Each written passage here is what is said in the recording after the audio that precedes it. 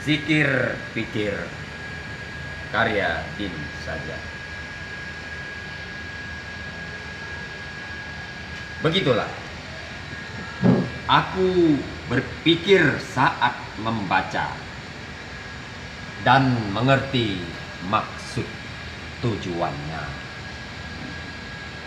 Seperti ada pertentangan aku dengan dia. Aku berpikir terus bertemu dia, berbincang berbagai hal, kegelapan yang menghadang terus berpikir, mengurai semua ambisi hati, entah terpenuhi. Allah,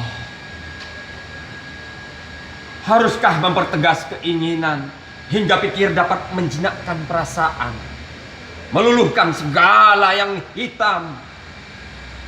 Allah, haruskah meyakinkan ketegaran hingga rasa mampu menenteramkan pikiran, merambah semua kegelapan? Aku terus berzikir pikir untuk bertemu dia. Allah.